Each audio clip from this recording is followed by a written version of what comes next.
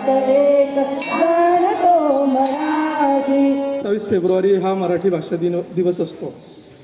मराठी साहित्यातील प्रसिद्ध कवी आणि साहित्यिक कवी कुसुमाग्रज यांच्या जयंतीनिमित्त आपण हा कार्यक्रम साजरा करत असतो. आज या कार्यक्रमासाठी ज्येष्ठ कवी, लेखक, निवेदक माननीय प्रदीप कांबळे साहेब या ठिकाणी उपस्थित आहेत.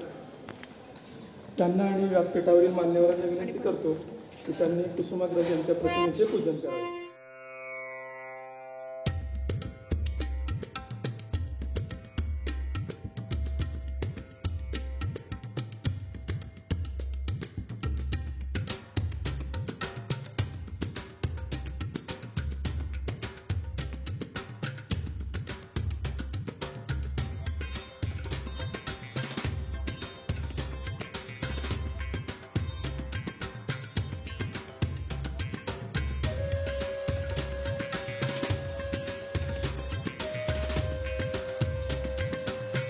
ऐतिहासिक द्रविड हायस्कूलमध्ये आज मला बोलण्याची संधी उपलब्ध करून दिल्याबद्दल मी कोरके मॅडमचे आणि तुम्हा सर्व मंडळींचे मनपूर्वक धन्यवाद मानतो. सकाळची वेळ आहे, मराठी भाषेवरती बोलायचं आहे आणि मला फार आनंद झाला की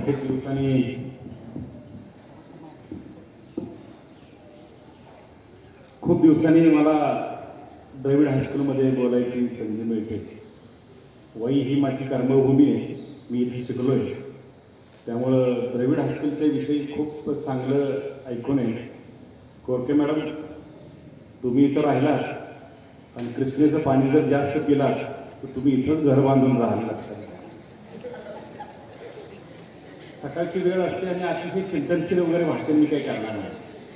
माझी मुलं याच संस्थेत शिकल्यामुळं मला एक गोष्ट मला फार वाटेल, तुम्ही संदीप सरांचे मिसेस आहात म्हणून असं मोकळं बोलतोय आणि वक्त्यानं भाषण लिहून आणू नये अशा मताचा मी आहे. शनिवारची वेळ असते, आईनं जबरदस्तीनं उठवलेलं असतं, इथलं सांगत ना, आमच्या वेळचं सांगतोय. कुरकुर केलेली असते आणि शनिवारची शाळा असते आणि रोज भाषणं ऐकून कंटाळा आला असतो आणि त्याच आईविषयी आणि त्याच मराठीविषयी पुन्हा आज हा वक्ता मोहिते सरांच्या हातात कोळी सरांनी मोराळकी म्हणून घेऊन सातारला इथं आणला आहे. मोराळकी हा शब्द बोलीभाषेतला आहे बरं का, म्हणून मी असं वैद्य सर फार बरं वाटतंय मला की आज माझ्यासमोर कागद नाही, पण ही कागद वाचून मोठी झालेली आणि मराठी वाचून मोठी झालेली मुलं माझ्यासमोर आहेत. त्यामुळे मी एकच काम करणार आहे. मागच्या शिक्षकांना माझं ऐकू येतं आहे का हो? मला फार येत आहे. हां, कारण मला फार भीती वाटते. मुलांचं फार बरं असतं. मुलं, आमचे प्राध्यापक नेहमी असं म्हणतात की मुलं ह्या कानानं ऐकतात आणि त्या कानानं सोडून देतात. मुलींचं तसं नसतं, मुली दोन्ही कानानं ऐकतात आणि तोंडानं सोडून देतात.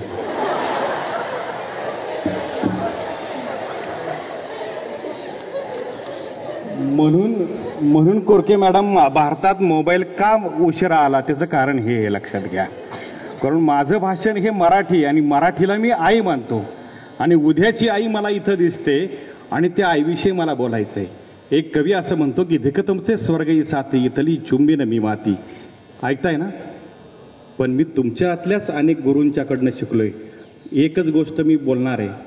मी मॅडमनं विचारलं की माझा भाषणाचा पेपर किती वेळाचा आहे, तर ते म्हणले अर्धा तासाचा आहे फक्त. त्या उत्तम शिक्षकाला उत्तम मुख्याध्यापक होता येत नाही, खूप अडचणी असतात. इथलं सांगत ना हे. हां हां हां. आणि मग ते म्हटले तुमचा भाषणाचा पेपर हा अर्धा तासाचा आहे, तुमचं भाषण संपलं की लगेच इंग्लिशचा पेपर आहे, नाही का? आहे ना? तुमचा नाही ना? पण ज्यांचा आहे त्यांना शुभेच्छा, कारण 10वी 12वीचे दिवस आहेत. म्हणून मी साला भल्या पहाटे मला कोळी सरांनी उठवलं, आहे का नाही? कोळी सरांनी उठवलं. कोळी सरांच्या परिवाराचा माझा दोन आयुष्यांचा संबंध आहे, 2 परिवाराचा संबंध आहे. आणि का कुणास ठाऊक, पण मला एक गोष्ट मला पक्की समजली की मी असं माझ्या गुरूंच्या समोर बसत होतो ना, तेव्हा असा कुबड काढून कधी बसत नव्हतो. मॅडम वेगळं सांगायची गरज नाही, शिक्षक फिरवायची गरज नसते, मधना अधना अजिबात. हे सगळ्यात मोठं मराठीचं मराठीविषयीच बोलणार आहे, पण काय बोललो हे मला नंतर कळत नाही की आपण मराठीविषयीच नेमकं काय बोललो. आणि म्हणून मला एका सांगायचं, वाईमध्ये शिकलेली कविता मला सांगायची, फक्त मला पिन ड्रॉप सायलेंट लागतं. आणि माझ्याकडे जो बघतो ना त्याला माझं भाषण कळतं, आणि ज्याला नाही कळत ना त्यानं मधनं अजिबात उठून जायचं नाही, अजिबात लक्ष द्यायचं नाही. मी जे अर्धा तास बोलणार आहे ना ते या मातीतच आहे. धिक तुमचे स्वर्गीय साथी इथली चुंबी नवी माती, या मातीचे कनलोहाचे तृणपात्यांना कडग कळा, कृष्णेच्या पाण्यात वाहे लाव्हा सगळा.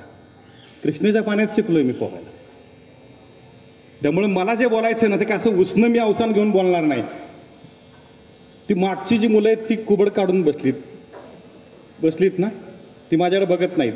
कुठल्याही शिक्षकांना कुठलीही स्टेटमेंट न देता मुलं एकाग्र करणं आणि हिप्नॉटिझम करणं हे सगळ्यात मोठं वैशिष्ट्य आहे. ते खूप वर्ष आमची मंडळी करतायत, ते वैद्यसर वेदांच्या पासून काम चालू आहे. परंतु आम्हाला एका गोष्टीचं भान आहे की मी एक सुंदर अशी कविता मागाशी सांगणार आहे, आणि ती मला पटली आणि येता येता गाडीत सुचली, आणि ती कविता एका कवीची, महान कवीची, ती कविता पहिल्यांदा सांगतो. ती कविता अशी आहे की जगणं सुंदर आहे, मरणं सुंदर आहे. ऐकताय ना? जगणं सुंदर आहे, मरणं सुंदर आहे, परंतु उरणं अधिक सुंदर आहे. फुलणं सुंदर आहे, कोमेजणं सुंदर आहे, पण मकरंद देऊन राहणं अधिक सुंदर आहे. सागराला भरती येणं सुंदर आहे, ओहोटी येणं सुंदर आहे, पण सागराची विशालता अंतःकरणात ठेवणं हे अधिक सुंदर आहे. माझी भाषा ही मराठी भाषा ही तितकीच सुंदर आहे, हे लक्षामध्ये घ्या. ही सुंदरता माझ्या मराठीला कित्येक वर्षापूर्वी ज्ञानदेवाने दिली, चक्रधरांनी दिली, छत्रपती शिवाजी महाराजांनी दिली, डॉक्टर बाबासाहेब आंबेडकरांनी दिली. म्हणून ही भाषा आजही जगातल्या अनेक देशामध्ये गुगल सर्च केलं ना तर जागतिक मराठी दिन हा जगातल्या 98 देशामध्ये साजरा केला. जिथं जिथं मराठी माणूस आहे ना तिथं तिथं 27 तारखेला कुसुमाग्रजांचा जन्मदिवस साजरा केला जातो. किती सुंदर आहे बघा, किती छान माझी मराठी भाषा आहे. आणि त्या माझ्या मराठी भाषेला मी आई असं म्हणतो. आणि आई कशी असते? आई तुमच्या घरात असते ना, तिला काय काय विचारायचं है ना? दप्तर टाकलं, 5 वाजता शाळा सुटते आणि मी आई म्हणते कुठं चाललीस? आई म्हणते कुठं चाललीस? तेव्हा आपण दप्तर टाकून तिला विचारतो तुला काय कळतं? मराठीवर प्रेम करत नाही आपण, आईवरती प्रेम जास्त करत नाही. काय करायचं? मराठीचं वाचलं नाही वाचलं तरी मला मार्क पाडतातच, कारण ती माझ्या हृदयात राहते ना. काय ताकद आहे बघा मराठीची. पण तरी सुद्धा मराठीचं मला वाचलं नाही वाचलं तरी तुम्हाला मराठीत चांगलेच मार्क पडतात. कारण गणिताचं पुस्तक माझं आहे असंच राहायचं, आणि मराठीचं पुस्तक सोपं म्हणून मी सारखं वाचायचो आणि वडिलांच्या समोर तेच धरायचो, त्यामुळे ते जास्त फाटलेलं असायचं. माझी मराठी जी आहे ना ती मराठी आजही तुम्हा मंडळींना जर कळायची असेल ना तर हो, आई कशी असते ही माझी मराठी माई कशी आहे? तीर्थ स्वरूप पाणी, कनक स्वरूप माती, पाना फुला फळांना ऋतुरंग मागताची, जे मागतात शक्ती आभाळ पेलण्याची, आई देते सुद्धा त्यांना उंची हिमालय. मराठी भाषा कशी? तीर्थ स्वरूप. आई वडिलांना काय म्हणतो आपण? तीर्थ स्वरूप म्हणतो ना सरजी मॅडम. तीर्थ स्वरूप पाणी, कनक स्वरूप माती, पाना फुला फळांना ऋतुरंग मागताची, जे मागतात शक्ती आभाळ पेलण्याची, आई देते सुद्धा त्यांना उंची हिमालयाची. वाटे अनेक जन्मी व्हावे तुझेच बाळ, दिवा जळावा माझा सेवेत सर्व काळ, मन चौघडे झडावे होऊन मात्र वेडे, आई तुझ्या दुधाचे किती गावे पोवाडे, आईच्या दुधाचे पोवाडे गाता येत नाही. म्हणून मराठीवर प्रेम करण्यासाठी कुसुमाग्रजांच्या जन्मदिवसा दिवशी हा जन्मदिवस तुम्हाला मराठी दिन, मराठी भाषा दिन, मराठी संवर्धन दिन म्हणून तुम्हाला साजरा करावासा असतो. एक गोष्ट तुम्हाला मंडळींना मला सांगायची. मोहिते सर एक मित्र आहे माझा, तो औरंगाबादमध्ये रिटायर्ड झाला. त्याचं नाव काय? ज्ञानेश्वर काळे. काय नाव आहे? हो, मग तुम्ही जागे आजच्या सकाळी सकाळी बघता येतं ना. सकाळचं काही मुलींचं काय कळत नाही का? उघड्या डोळ्यानं झोपणारी मुली आहेत, लक्षात घ्या. शिक्षकांना माहित नाही शिक्षकांना, पण मला माहित आहे बरं का. उघड्या डोळ्यानं झोपणारी आहेत. काय हसत नाहीत मुली. काही मुलं अजिबात हसत नाहीत. 2 दिवसांनी घरी हसतात, 3ऱ्या दिवशी मला फोन करतात आणि 4थ्या दिवशी सांगतात की त्या दिवशी तुम्ही दरड हॉस्टेलमध्ये आला होता, त्या दिवशी सांगितलेला विनोद मला आज समजलाय म्हणून मी आज हसतो. अशी बाध्य मंडळी असतात. म्हणून एक अर्धा तास मला माझी परीक्षा आहे, तुम्ही फक्त खळखळून हसा, कारण मराठीला हसणारी मुलं फार आवडतात. इंग्रजी आणि इंग्रजी जगाची भाषा आहे बरं का, पण आज मला मराठीचं आईचं कौतुक केलंच पाहिजे, कारण माझ्या आईचा वाढदिवस आहे. हो, माझ्या आईचा वाढदिवस करायचा असेल ना तर एक गोष्ट लक्षात घ्या. काय तर ज्ञानेश्वर काळे नावाचा एक माझा मित्र आहे. एक झोपडं, एक मडकं, एक गरिबी, एक आई, एक ताट, एक वाटी, एक झोपडं घेऊन जन्माला आलेला, तापी नदीच्या तीरावरती एक झोपडं बांधून ज्ञानेश्वर काळे जन्माला आला. बा म्हणायचा, पोरा शाळेत तुला जायचंय, शाळा शिकून मोठं व्हायचंय, त्या तुझं ज्ञानेश्वर या नावाला जागायचंय, पण पोरा शाळेत तुला जायचंय. सत्यकथा सांगतो बरं का वैद्य सर, मला भाकर कथा सांगण्यासाठी मला मोहिते सरांनी बोलवलं नाही, कोळी सरांनी बोलवलं नाही. एक लक्षात घ्या की मी तुम्हा मंडळीला सांगतो की अर्ध्या तासानं तुमची परीक्षा असते की तुम्ही तुमच्या आईला जाऊन काय सांगाल की प्रदीप कांबळे नावाची कविता कोणतर कवी आले होते, लेखक आले होते, कुणीतरी सांगितलं की ज्ञानेश्वर काळे नावाचा एक मुलगा होता आणि तो मुलगा आपल्या आईला असं म्हणतो की आई नुसतंच फुकटच्या तोंडानं म्हणते शाळा शिकून मोठं व्हायचं, माझ्या नावाला जागायचं, त्या मेलेल्या बाचं नाव कमवायचं, पण मला आता सांग माझ्या 60 रुपयाची फीचं 10वीच्या परीक्षेचं काय करायचं. प्रश्न काय विचारलाय बघा. त्याच्या आधी काय होतं माहितीये का, तो जन्माला आल्यानंतर रोज बाप म्हणायचा की पोरा शाळेत तुला जायचं, शाळा शिकून मोठं व्हायचं, मेलेल्या बाचं नाव कमवायचं, पण पोरा शाळेत तुला जायचं. हे झालं, हे एक स्वप्न झालं. पण स्वप्नाच्या आधीच आता फ्लायबॅकला जावा आणि तिथं ती सांगते आई की म्हणते आई हो तुझा बाप असं म्हणायचा, पण एकच काम तुझ्या बापानं केलं होतं. काय केलं होतं, तो दर रविवारी वेगळं काहीतरी काम करायचा. काय करायचा, बाप आई दोघंही धरणाच्या कामावर जायची. तापीनदीच्या तीरावरचं धरणाचं काम चालू होतं आणि त्या धरणाच्या कामावर जायची. सर धरणाच्या कामावरती काय काम असायचं माहितीये का, की रोज दगड उचलायचे आणि काढून टाकायचे, त्या गाडीत भरायचे आणि गाडीत भरले ना की त्या माणसांना 100 रुपये 50 रुपये मिळायचे. पण दर रविवारी ज्ञानेश्वर काळेचा बाप हा वेगळं काम करायचा आणि मुकदम त्याला 100 रुपये जादा द्यायचा. ते काय काम होतं माहितीये का, तेव्हाचं काम बटन लाभल्या आपण टीव्हीत बघतो, सुरुंग पेटतो, स्फोट होतो, पण त्या काळामध्ये सुरुंग लावायचं फार जोखमीचं पारंपरिक काम हा ज्ञानेश्वर काळेचा बाप करायचा. हातात पार, डोक्यावर ती टोपी, टोपीवरती मट्टीची पाटी आणि पाटीत ती सुरुंगाची दारू, सुरुंग पेटवायची ती दारू आणि ती त्यात असायची. तो सुरुंग पेटवायची दारू देऊन आणि माझा बा हिरो दिसायचा. ज्ञानेश्वर काळे आपल्या आत्मचरित्रात म्हणतो की माझा बा असा हिरो दिसायचा आणि तोंडातली बिडी, अरे सलमान खान, शाहरुख खान त्याच्यापेक्षाही माझा बाप फार वेगळा होता आणि तो खराखोरा माझा हिरो होता. फक्त उघड्या डोळ्यानं, उघड्या कपाळ नसतं, खाली फक्त लेंगा आणि खन खन खन खन ती पार वाजवत दर रविवारी माझा बा त्या खाणीत जायचा. विद्यार्थी सायलेंट झाले बघा, this is the hypnotism the first stage. आणि ते केल्यानंतर खन खन खन खन वाजवत तो जायचा आणि खन वाजवली ना की तिथं तो छिद्र पाडायचा पहारीनं, त्यात ती सुरुंगाची दारू भरायचा, वाद काढायचा आणि तोंडातल्या बिडीनं ती पेटवायचा. पटकन पळत पळत पळत पळत बाहेर जायचा. 2 मिनिटांनी धाडकन स्फोट व्हायचा आणि स्फोट झाला ना की दगडं पडायची आणि सोमवारपासून बाकीच्या माणसांना कामं मिळायची. हे जर त्यानं रविवारी केलं नाहीत ना तर बाकीच्यांना काही काम मिळायचं नाही. म्हणून त्या कामासाठी मुकदम त्याला 100 रुपये जादा द्यायचा. पण हे मुकदमानं दर रविवारी दिलेले 100 रुपये रविवारी संध्याकाळी कुठल्याही बारवरती, कुठल्याही दारूच्या गुप्त्यावरती, कुठल्याही ढाब्यावरती बाप जायचा नाही. बापानं एकच काम केलं होतं, त्या झोपडीमध्ये एक मडकं पुरलं होतं आणि त्या मडक्यावरती इयत्ता 3री शिकलेल्या बापानं लिहिलं होतं की माझ्या ज्ञानाला मोठा साहेब करण्यासाठी, त्याला परदेशी पाठवण्यासाठीच हे मडकं भरल्याशिवाय फोडायचं नाही. करार कोणाकोणामध्ये सर, ज्ञानेश्वरची आई, ज्ञानेश्वर आणि ज्ञानेश्वरचा बाप. अजिबात कुठल्याही पद्धतीने सेव्हिंग, त्या बँका कसल्या बँका, 1970 सालची सत्यकथा सांगतोय आणि बाप मात्र ही करत गेला. आणि मग मात्र तुम्हाला काय सांगायचं मित्रांनो, हळूहळू हळूहळू हळू ती मडकं भरायला लागलं. इयत्ता 10वीच्या परीक्षेला ज्ञानेश्वर आला आणि ज्ञानेश्वर इयत्ता 10वीच्या परीक्षेला आला आणि काय सांगायचं मित्रांनो, एक दिवशी बाप एका रविवारी गेला, तोंडातली बिडी, हातातली पार, डोक्यावरती पाटी, पाटीत सुरुंगाची दारू, खन खन खन खन वाजवत आपल्या पोराचं भविष्य वाजवत वाजवत तो तिथं गेला आणि त्यानं पार ठेवली.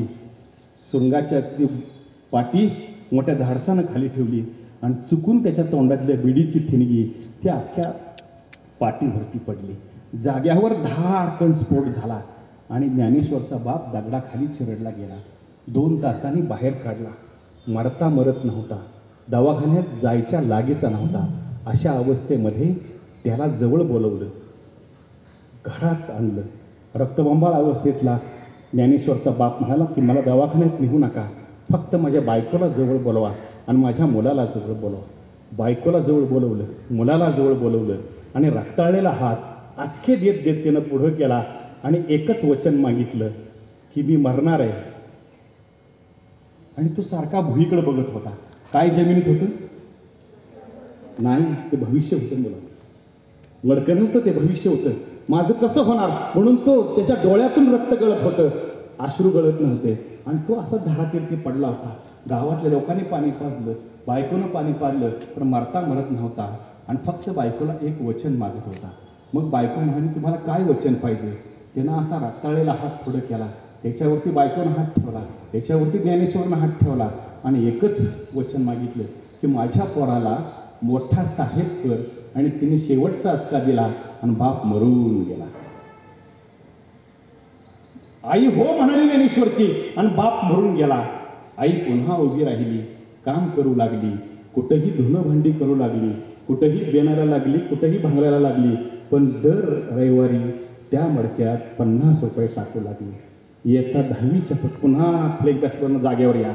आता 10वीची परीक्षा, 60 रुपयाची फी अख्ख्या वर्गाने भरली. अरे शिक्षकांनी भरले असते, पोरांनी वर्गणी करून भरले असते, कुणीतरी दिले असते 60 रुपये. पण हे स्वाभिमानी पोरग तंतनत घरी आले. आपल्या गरिबीचा राग आला, दप्तर फेकून दिलं आणि पुन्हा तोच प्रश्न आईला विचारला की आई नुसतंच फुकटच्या तोंडानं म्हणते शाळा शिकून मोठं व्हायचं, त्या मेलेल्या बाचं नाव कमायचं, माझं ज्ञानेश्वर हे नाव ठेवलं, या ज्ञानेश्वर नावाला जागायचं. पण मला ताई सांग माझ्या 60 रुपयाच्या फीचं काय करायचं? ती आई आहे, मराठी आई आहे, ती एवढंच उभी राहते, ताटपणे उभी राहिली आणि एकच वाक्य आपल्या मुलाला म्हणाली, घाबरू नकोस पोरा. नवऱ्याच्या फोटो खाली उभं राहून त्या झोपडीत ती एकच वाक्य म्हणाली, घाबरू नकोस पोरा. विचारलंस तुम्हाला माझ्या 60 रुपयाच्या फीचं काय करायचं? घाबरू नकोस पोरा, तुझा बा मरून गेला, जाताना एक दागिना देऊन गेला, येत्या पाडव्याला डोरलं माझंही कायचं आणि तुला साहेब म्हणता म्हणता मरायचं. पण पोरा शाळेत तुला जायचं, शाळा शिकून मोठं व्हायचं. ही जी आत्मीयता आहे ना ती माझ्या मराठीत काय. आणि म्हणून आजही मला मी गोष्ट सांगितल्यानंतर घरी निघून जातो तेव्हा मुलींचे मला फोन येतात आणि मला विचारतात की तुम्ही अर्धीच गोष्ट सांगितली, पुढं ज्ञानेश्वरचं काय झालं? मुलांनो, आजही कधी औरंगाबाद नावाच्या संभाजीनगरला कधी गेलात ना तर बीबीच्या मकबऱ्याच्या अलीकडे सगळ्यात मोठा बंगला रिटायर्ड झालेल्या एका मोठ्या अधिकाऱ्याचा आहे. त्या तावदानामध्ये सगळ्यात मोठं घर आहे. त्या घराच्या वरती असं काचेचं एक फार मोठं तावदान आहे. काचेचं एक घर आहे, त्या घरामध्ये ते मडकं ठेवलंय. मी जेव्हा गेलो ना तेव्हा त्या घराला असं वर चढून गेलो, आत उतरलो आणि त्या मडक्यातले बघितल्या 1 रुपयाच्या नोटाच्या चिंध्या चिंध्या झाल्या. तो आई आता 85 वर्षाची आहे ज्ञानेश्वराची. ती राख मस्तकाला लावतो. जिथं जिथं व्याख्यानाला जाईल ना तिथं ही गोष्ट सांगतो. कारण त्या आईनं भारताचा साखर आयुक्त नुकताच रिटायर्ड झालेला जो D.C. काळे ना इज कॉल्ड एज ज्ञानेश्वर काळे. ही माझ्या मराठीच्या आईची ताकद आहे. तुमची आई तशीच आहे ना, तळहाताच्या खोटावरती तुम्हाला सांभाळते ना, मग तिची बोज राखा मैत्रिणीनो. याद राखा, कुठलंही प्रलोभन तुमच्या समोर उभं राहिलं ना तर स्वारगेट सारख्या घटना तुमच्या आयुष्यात कधी घडू शकणार नाही. तू हिरकणी हो. म्हणून होय सावित्री, तू खरी सावित्री ग. यमाच्या मागे गेलेली का महात्मा फुलेंच्या मागे गेलेली? आज तुला सांगतोय, मराठी असेल तुझ्या जर येणार तिथं तुमचे स्वर्ग चाकली. हो, कृष्णाच्या पाण्यामध्ये तेवढी ताकद आहे. हो, तुझ्यामध्ये तेवढी ताकद आहे. मला तुझ्यामध्ये कुठेतरी एखादी सुनीता विल्यम दिसते, एखादी कल्पना चावला दिसते, एखादी जिजाई दिसते, एखादी रामाई दिसते, एखादा छत्रपती शिवाजी महाराज दिसतो, एखादा छत्रपती संभाजी महाराज दिसतात. आणि ते तुला जर पाहिजे असतील तर शाळेत आल्यासारखं, साखरपडेला आल्यासारखं मराठी दिनाच्या कार्यक्रमाला नाही यायचं. म्हणून हे जगणं सुंदर आहे, मरणं सुंदर आहे, परंतु उरणं अधिक सुंदर आहे. हे मराठीचं वैभव आहे. हा कुणाच ठाऊक. पण मला सर म्हटलं कुठल्याही विषयावर बोला, तसं काय नाही. पण मुलांच्या समोर बोललो ना की मला फार बरं आहे. जॅकेट घालून मुद्दाम येत नाही मी, लक्षात घ्या. एवढ्यासाठीच जॅकेट घालून येतो की हो या पोरांच्या आणि या मागेवरच्या शिक्षकांच्या, कोरके मॅडमच्या, मोहिते सरांच्या, वैद्य सरांच्या, कोळी सरांच्या डोळ्यातलं, सगळ्या पोरांच्या डोळ्यातलं आहे ना, मी जाताना तेच घेऊन जातो. तुमचं पुण्य येतो, पुस्तकं नेतो, पण त्याबरोबर त्या पोरांच्या डोळ्यातलं तेच घेऊन जातो, बायकोच्या हातात देतो आणि सांगतो द्रविड हायस्कूलमधल्या वाघिणींच्या डोळ्यातलं, वाघांच्या डोळ्यातलं हे तेज आहे. आणि हे तेज असंच राहू दे. तर्कतीर्थांच्या पवित्र स्पर्शानं पावन झालेली माती आहे ना. गणपती पावसून तुम्हाला बघितला नाही गणपती, कुणी बघितला नाही असं नाही त्या लक्षात घ्या. पण तो आत आला पाहिजे आत. आणि म्हणून जो लाभ आहे ना कष्टीच्या पाण्यातला तो तुमच्यात. काय सांगायचं मित्रांनो, मराठी भाषेचं कौतुक सांगताना आमच्यातल्या अनेक माणसांना असा मी प्रश्न विचारतो. काळाराम मंदिराचा प्रवेश जेव्हा साने गुरुजींनी केला ना, त्याच्या आधी डॉक्टर बाबासाहेब आंबेडकरांनी केला. आणि काळाराम मंदिराच्या प्रवेशाच्या वेळी डॉक्टर बाबासाहेब आंबेडकरांच्या समोर कोळी सर अशा आजूबाजूला सगळं मोठं कडक केलं होतं त्यांच्या कार्यकर्त्यांनी. आणि ते मध्ये बसले होते कुणी हल्ला करू नये म्हणून. आणि काळाराम मंदिरामध्ये प्रवेश करायचा होता.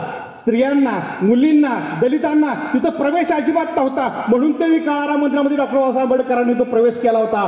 आणि कोरके मॅडम काय सांगायचं, एक 14 वर्षाचं पोरगं पळत पळत पळत पळत पळत आलं आणि हातात त्याला काहीतरी होतं, असं काहीतरी पुस्तकासारखं काहीतरी होतं. आणि सगळे कार्यकर्ते भेले की आता या प्रवेशाच्या वेळी एवढा मोठा बंदोबस्त आहे आणि हे एवढं मोठं धोतर नेसलेलं पोरगं पळत आले, आता 100% बाबासाहेबांच्यावर ते हल्ला करेल. म्हणून त्याला सगळ्या कार्यकर्त्यांनी करकचून धरलं. थरथर कापत होतं ते मुलं. 14 वर्षाचा तो मुलगा थरथर कापत होता. आणि 100% लोकांना असं वाटत होतं की हा बाबासाहेबांना मारायलाच आलाय. त्याला समोर आणलं, त्यानं घाम पुसला स्वतःचा. तो ताठपणे बाबासाहेबांच्या समोर उभा राहिला आणि म्हणाला, का रे? बाबासाहेब म्हणाले, का रे? अरे कोण आहेस तू? कशासाठी आला? तुला मला मारायचं आहे का? तो म्हणतो शांतपणे हात जोडले आणि तो म्हणाला, नाही बाबासाहेब, मला तुम्हाला मारायचं नाही. मी इथल्या कर्मठ विचारांच्या माणसांचा एक भाचा आहे, दानोरकरांचा भाचा आहे. मी दानोरकरांचा भाचा आहे. पण मला बाबासाहेब, मला तुमच्या चळवळीमध्ये घ्यायचे. या मंदिरामध्ये प्रवेश करताना सगळेजण मला दिसतात, पण म्हणले मला स्त्रिया दिसत नाहीत, मला उपेक्षित दिसत नाहीत, मला शेतकरी दिसत नाहीत. मग तू अरे 14 वर्षाचा आहे, तुला काय त्याचं देणं घेणं नाही? म्हटले मला तुमच्या चळवळीमध्ये घ्या. बाबासाहेबांनी त्याला जवळ बोलवलं, त्याच्या डोक्यावरून हात फिरवला आणि बाबासाहेब म्हणले, तुझ्यासारख्या मुलांची या देशाला भविष्यात फार मोठी गरज आहे. तुझं नाव काय रे? त्या मुलानं नम्रपणे नाव सांगितलं, ते लक्षपूर्वक ऐका. म्हणले, माझं नाव विष्णू वामन शिरवाडकर. माहित आहे? बाबासाहेबांनी त्याला कडाडून मिठी मारली आणि सांगितलं की जगाचा सगळ्यात मोठा महातत्ववेत्ता म्हणून तू उदयाला येशील. आणि ते खरं झालं. आजचा दिवस कुसुमाग्रजांच्या साठी, त्या महान विभूतींचं स्मरण करण्यासाठी, त्या कुसुमाग्रजांनी, म्हणूनच कुसुमाग्रजांना मानवतेचा नंदादीप म्हणतात. तेच कुसुमाग्रज कवितेमध्ये माणुसकी विषय असं म्हणतात. इथली झाडं सुंदर आहेत, इथल्या नद्या सुंदर आहेत आणि सुंदर आहेत इथले डोंगर सुद्धा. पण पायाखाली जमीन आणि डोक्यावरती आभाळ असलं तरी माणसासाठी जगावंसं वाटतं. मी सारखं गाड्याकडे बघतो बरं का. उत्तम वक्ता कुणाला म्हणतात कोरपे मॅडम? की ज्याला बोलता येतं. पण सर्वोत्तम वक्ता कुणाला म्हणतात? की ज्याला थांबता येतं, नाही का? माझी बायको जेव्हा मला फडाफडा बोलत असते तेव्हा मी शांतपणे उभा असतो. हो, मराठीमध्ये तेच हे जास्त. मराठी सोसते, मराठी पोसते, मराठी. हो, मी बायकोला म्हटल्यानंतर तू हो ती म्हटलं तेच आहे. हो, तुम्हाला म्हणून कोरके मॅडम सांगतो बरं का, मी CSBचा शिक्षक असो, परमनंट असो, बदलीसाठी प्रयत्न करत असणार असो, पण काही सुद्धा असू द्या, पुरुष असो अथवा शिक्षक असो नाहीतर बायको असो, परमनंट झाली की ती निवृत्ती महाराजांचं एकदा तरी वाक्य म्हणतेच, मी म्हणून. तुम्हाला कसं माहिती?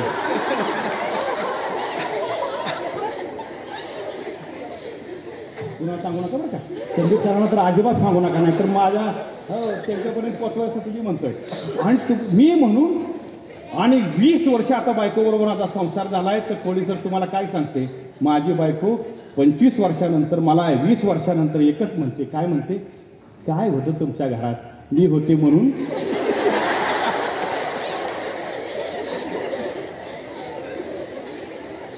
मराठीवर कितीतरी आक्रमणं झाली. मराठी तुम्हाला काय सांगायचं, प्राधिकरण म्हटलं ना की आम्हाला काही कळत नाही. प्राधिकरणात गेलो होतो, पण आपण म्हटलं ना पटकन इरिगेशनमध्ये गेलो होतो. अरे तो मुलगा तंबाखू चूर्ण विळीत उडी ओढतो, नाही सिगारेट ओढतो म्हटलं की लगेच कळतं.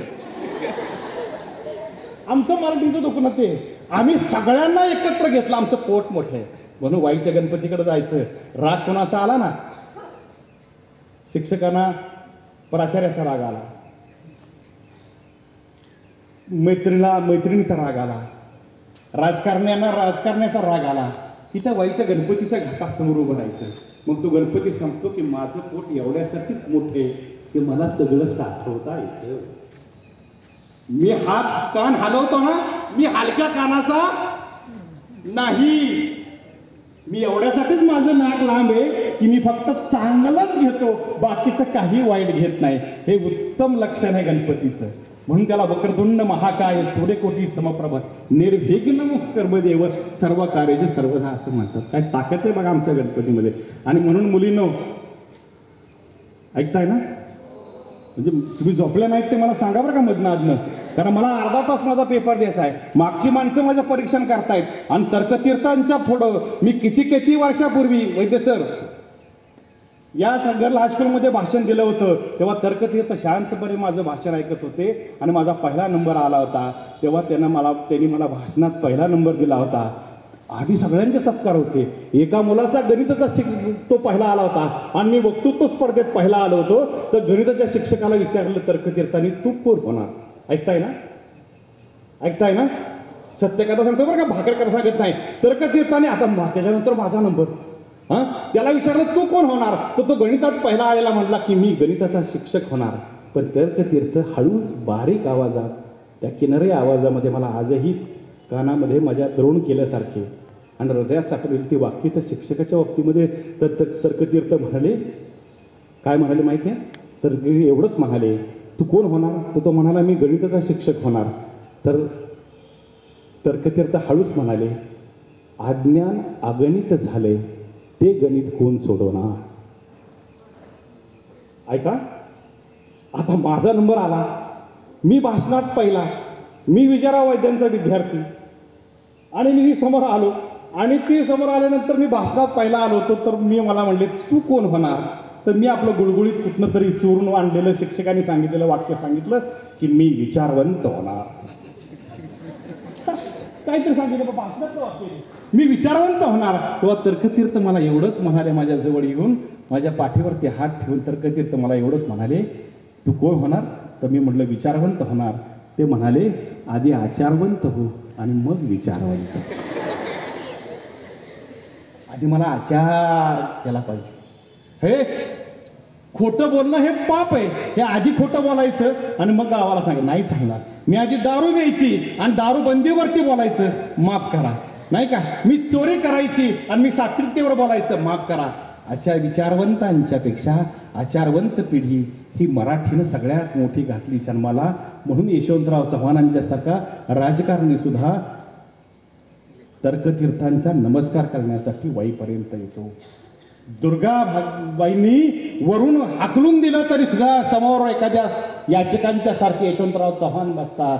ह्या निपुत्रिक यशवंतराव चव्हाणांनी काय महाराष्ट्राचं सोनं केलंय असं म्हटल्यानंतर सुद्धा यशवंतराव चव्हाण आणि विनुताई आचार्य अत्रेंच्या घरी शांतपणे जातात आणि महाराष्ट्राचा मुख्यमंत्री म्हणतो की हो मी निपुत्रिक नाही हो, 6 महिने माझी बायको पोटूशी होती, गर्भवती होती आणि जेव्हा तिनं हातामध्ये तिरंगा घेतला आणि कराडच्या त्या मैदानावरती वंदे मातरमचा नारा दिला तेव्हा एका इंग्रज अधिकाऱ्यांनी तिच्या पोटावरती लात मारली, तिचा गर्भपात झाला आणि त्या 6 महिन्यात डॉक्टरांनी सांगितलं की तुमची आई परत तुमची बायको कधीही आई होऊ शकणार नाही असा शाप मला दिलाय. हो माझी बायको निपुत्रिक नाही, आम्ही निपुत्रिक नाहीये. ही हिंमत त्या राजकारण्यांच्या होती. ती हिंमत संयमाची हिंमत दिली ती फक्त माझ्या मराठी. हे मराठीचे बोल कौतुके परी अमृताचेही पैदा जिंके असं म्हणणाऱ्या इथंच ज्ञानेश्वर जन्माला आले. त्यांनी सांगितलं की वसंत तेथ वने, वने तेथ सुमने, सुमनाशी पालंगे सारंगाशी, गुरु तेथे ज्ञान, ज्ञानी आत्मदर्शन, दर्शने समाधान अति असे. कुणाला बघितलं समाधान मिळतं? आईला, वडिलांना, गुरुना मिळाल्यानंतर. काय ताकद आहे बाबा. पु ल देशपांडेंचा उल्लेख करणं मला गरजेचं आहे. शेवटची 10 मिनिटं माझ्याकडे मानली. पु ल देशपांडे काय तुम्हाला सांगायचं. शिक्षकांच्यासाठी उदाहरणे, मराठीसाठी उदाहरणे आणि तुमच्यासाठी उदाहरणे की पु ल देशपांडे काय करतायत. पु ल देशपांडे असं म्हणतात की पु ल म्हणतात की मी शिक्षक झालो.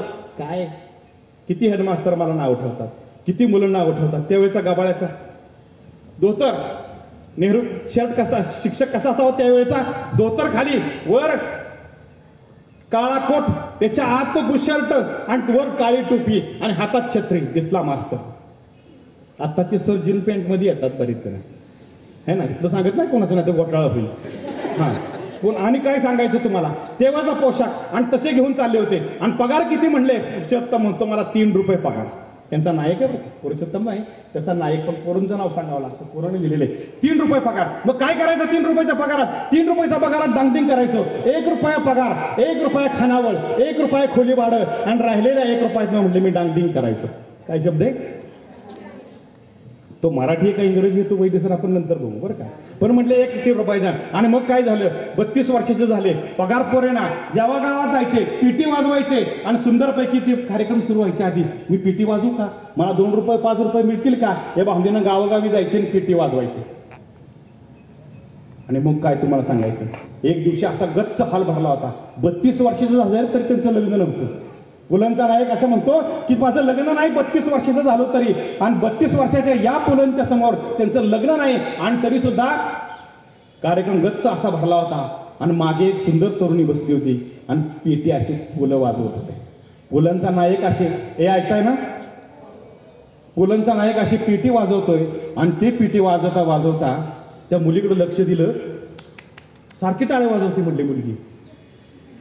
आता हे बिन लग्नाचे, आणि ती सुंदर मुलगी मारवाड्याची, आणि सगळे भला मोठा हार, बरी मोठी साडी इतकी सुंदर, आणि ती बसली टाळ्या वाजवत होती. बोल म्हणले आपण बिन लग्नाच्या आहोत, असली कुठे आपल्याला सुंदर बायको मिळते. पण तिनं कार्यक्रम संपल्यानंतर माझ्याकडे यावं आणि एवढंच म्हणावं की किती सुंदर पेटी वाजवता, किती सुंदर पेटी वाजवता. आणि खरंच तसं झालं. कार्यक्रम संपला आणि ती पटकन जवळ आली, आणि आल्यानंतर एवढंच म्हणाली पुलना. काय म्हणाली असे नाही, ती एवढंच म्हणाली, तुम्ही माझ्या बरोबर लग्न कराल का.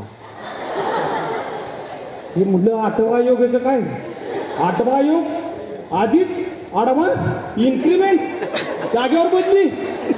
काय शिक्षक एवढंच झालं ते. पुलंचा नायक म्हणाला काय मला मिळाले हे, आणि पुलं म्हणले नाही नाही नाही नाही नाही, थांबा थांबा थांबा, गडबड करू नका. म्हटले काय म्हणताय तुम्ही, मला परत सांगा. ती नम्रपणे म्हणाली, तुम्ही माझ्या बरोबर लग्न कराल का. पुलं दोघांमानं डबडबले, 70 कापायला लागले, आणि ती पिटीचे सूर चुकले, आणि पिटी चुकली, आणि ते म्हटले नाही नाही मी जातो आता. आणि म्हटले थांबा. मग तिने एक कागद दिला आणि कागदावरती आपला पत्ता दिला. त्यावेळी कुठला SMS, मिस यू, काय नाही.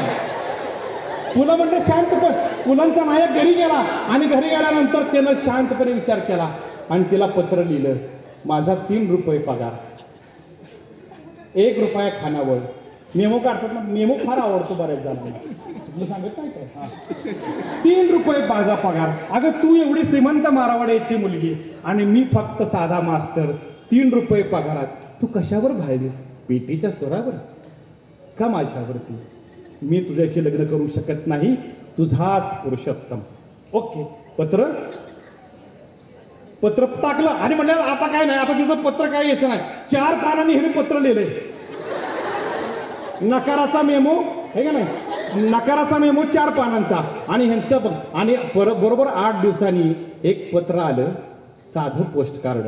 त्याच्यावर फक्त 2 ओळी लिहिल्या होत्या, तुमच्या सकट तुमची गरिबी मी स्वीकारत आहे, मला तुमच्याशी लग्न करायचं आहे. पुन्हा येडे झाले. मग आता शिक्षक म्हटल्यानंतर ते कुठं गेले, हेडमास्टरांच्याकडे गेले. आणि प्राचार्यानं म्हणाले की अहो हेडमास्टर ती अशी म्हणते. कोळके मॅडम तुमच्यासारखा प्राचार्य असेल त्यावेळी.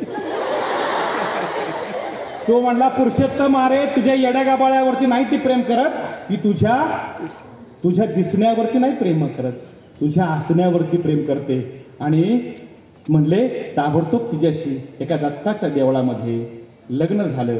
आणि लग्न झाल्यानंतर प्रत्येक वेळी तुम्हाला काय सांगायचं, हळूहळू संसार फुलत राहिला. पण पुलांना एक दिवशी वाटलं की आपण मास्तरकी सोडून द्यावी, फार त्रास असतो ह्या मास्तरकीमध्ये, कुणाला सांगू नका. आणि त्या दिवशी त्यांनी आपल्या सुनीताताईंना न विचारता राजीनामा खरा लिहिला. आणि म्हणले ही गरिबी माझा पेपर बघून लिहिणारा माझा मित्र एवढा मोठा घोडागाडी घेऊन एवढा मोठा श्रीमंत झालाय आणि मी फक्त मास्तर झालो. ह्या मास्तरकीचा राग आला, त्यांनी मास्तरकीचा राजीनामा दिला आणि हेडमास्टरने जाण्यासाठी रस्त्याच्या मधनं चाललेत.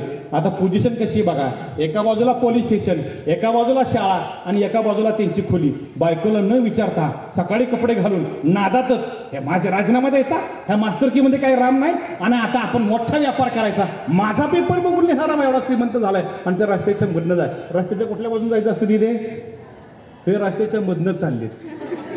आणि पोलीस स्टेशनमधनं त्या इन्स्पेक्टरनं बघितलं की कोणीतरी माणूस रस्त्याच्या मधनं चाललाय आणि एखादं तरी वाहन येईल, याला उडवेल आणि हे मरेल आणि केस माझ्याकडेच येईल.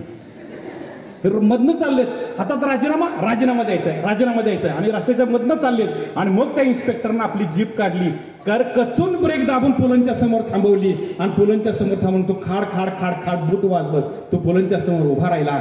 डोक्यावरची टोपी काढली, डोळ्याचा गागोट काढला, हातातली काठी काखेला मारली. फुलं लटलट कापायला लागले, थरथर कापायला लागले. त्यांना काय झालं ते कळलं. आपण रस्त्याच्या मधनच चाललोय, राजीनामा द्यायला चाललोय, पण आपण रस्त्याच्या मधनं. तो इन्स्पेक्टर त्यांच्या समोर उभा राहिला आणि उभा राहिल्यानंतर त्यानं फक्त एकच केलं, त्यानं मारलं नाही, त्यानं असा हात वर केला आणि त्या फुलांना वाटलं की आता खाडकन आपल्या श्रीमुखात बसणार, पण तसं काहीच झालं नाही.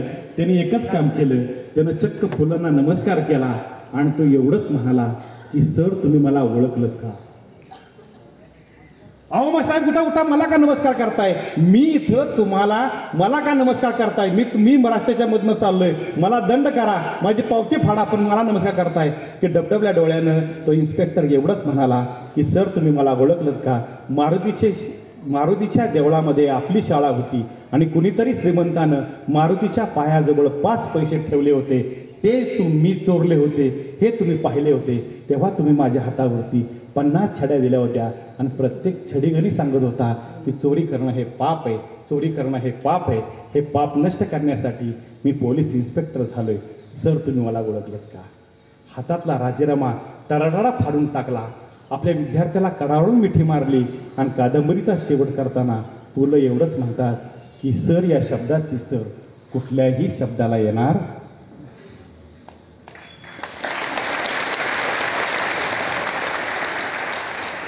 नऊ वाजलेत ना? हां, अजून तुम्ही किती वेळ बसणार आहे? बोला त्या पण हां, अजून अर्धा तास. नाही सॉरी, एक्स्ट्रीमली सॉरी. मी असंच एक बुवा रात्रभर बोलत होतो आणि मुलं म्हणत होती बोला तुम्ही बोला आणि 15 पोरं अशी देवळात अशी वाकड्यावरती बसली होती आणि त्या बुवांना म्हणतात बोला. आता 85 वर्षाचं बोला, गप बसतील का नाही? ते 4 वाजेपर्यंत त्याच्या तोंडाला फेस आला, ते असे वाकले तरी सुद्धा पोरं म्हणतात बोला. आणि मग म्हणले ह्या गावात कुणी म्हातारे कोतारे नाहीत, माझं एवढं भाषण, माझं एवढं ऐकत तुम्ही रात्रभर बसलात, त्याबद्दल तुमचे मी या देवळात आभार मानतो. वाकळीवरती बसलेला एक मुलगा उठला आणि म्हणाला बुवा तसं काही नाही, आम्ही देवळातच झोपायला असतो.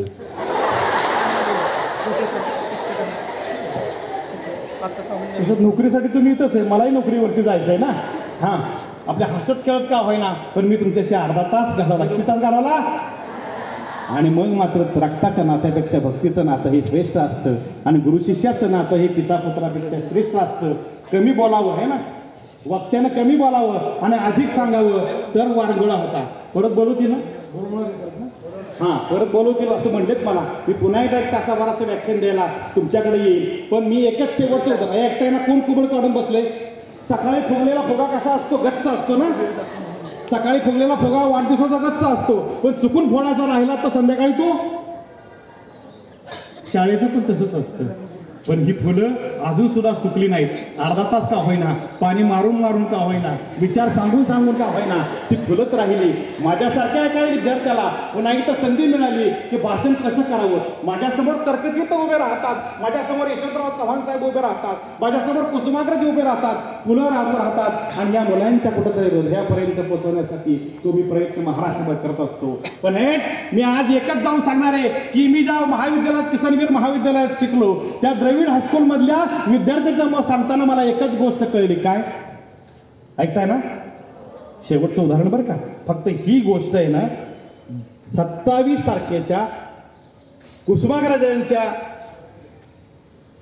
वाढदिवसाची गोष्ट आणि तुम्हा दिलेली उपमा हे फक्त तुम्ही आज संध्याकाळी जाऊन तुम्ही तुमच्या आईला सांगाल ना. त्याला आईला सांगायचं की प्रदीप कांबळे नावाचे कोणीतरी वक्ते आले होते, ऐकताय ना. त्यांनी आम्हाला सांगितलं की आम्ही आई ते द्रविड हायस्कूलच्या मुलांना आणि मुलींना म्हणाले की आम्ही काही चिमण्या कावल्याची मुलं नाहीये, मग कोण आहोत. तर त्यांनी सांगितलं की तुम्ही आहात गरुडाचे आणि गरुडाचेच बच्चे. पण काय करते माहितीये, अगं आई ते तुला म्हणाले, मला गरुडाचे बच्चे म्हणाले, पण तुला गरुडाची आई म्हणाले. पण का? त्याचं कारण असं आहे की गरुडाच्या आईला कळतं की गरुडाची आई जेव्हा ती आई प्रेग्नंट असते ना आणि तिच्या पोटामध्ये 5 अंडी असतात ना, तेव्हा ती लांब जंगलात जाते. चिमण्या कावळ्यासारखी कुठेही मुलाला जन्माला घालत नाही. इथं 2 अंडी फुटली चिमणीची, 2 पायाखाली चिरडली, तसं गरुडाची माझी काही करत नाही. ती गरुडाची आई असते लक्षात घ्या. ती एकच काम करते, लांब जंगलात जाते, सगळ्यात उंच झाड बघते, ती झाडावरती चढते, तिथं घरटं करते, कुठलाही त्रास नसतो, काही नसतो, किर्ण झाडी, सगळ्यात उंच झाड, आणि त्या झाडावरती घरटं करते. आणि घरटं केल्यानंतर ती एकच काम करते. काय करते? 80 अक्षरे रसिके मिळवलं. मराठी भाषेची ताकद काय आहे हे आज तुम्हा सर्वांना अनुभवाला आले असेल. आजचं व्याख्यान अप्रतिम अविस्मरणीय झालेलं आहे.